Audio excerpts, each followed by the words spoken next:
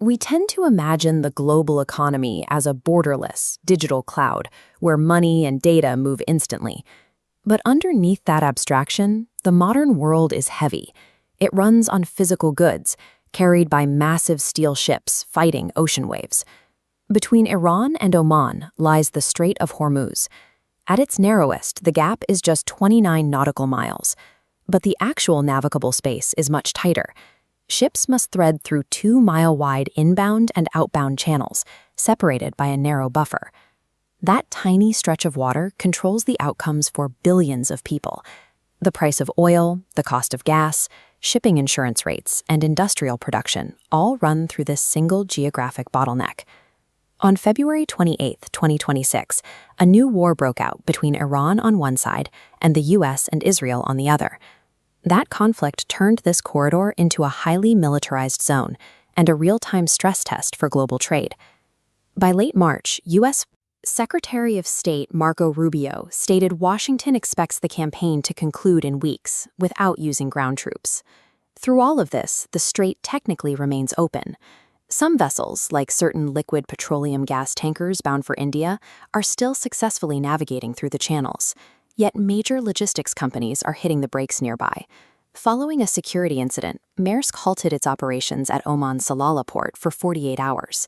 This tells us something important. A route doesn't have to be completely blocked to break the supply chain.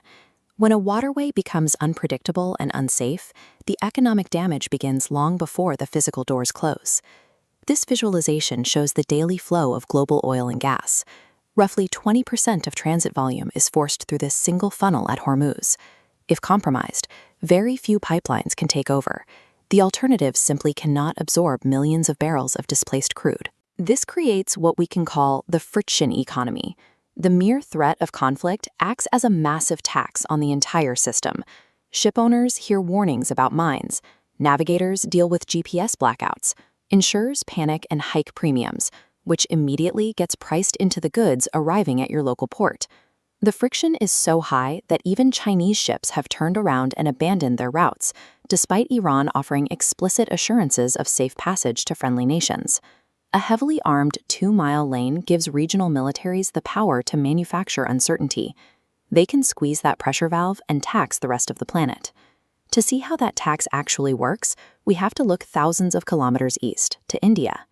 This chart breaks down India's consumption of liquid petroleum gas, or LPG. The country imports 60% of the LPG it uses. Of that imported slice, 90% comes directly from the Middle East. Because of the delays in the Gulf, the Indian government is scrambling. They are cutting industrial use of LPG to keep enough fuel flowing to standard households. This means a maritime standoff in the Persian Gulf dictates whether a family in New Delhi can cook dinner. Chokepoint friction bypasses the wealth of oil traders in London and New York. It directly strikes the factories, transport networks, and the basic food systems of millions of ordinary people across Asia. The ripple effects are severe enough that the United Nations is now stepping in. They are moving to build a trade safeguard mechanism for Hormuz, desperately trying to prevent this shipping delay from escalating into broad humanitarian and food crises. Meanwhile, Gulf Arab states are pressuring Washington to look beyond a quick ceasefire. They want a post-war security arrangement that definitively degrades Iran's capacity to threaten these waters again. Governments now recognize that the stability of the entire global freight system depends on the security of this waterway, regardless of the price of crude oil. That's the ultimate value of a choke point. It converts simple geography into diplomatic and economic leverage. We like to think of our global economy as a highly diversified, perfectly resilient machine. But that resilience is an illusion. We live in a world defined by concentration risk.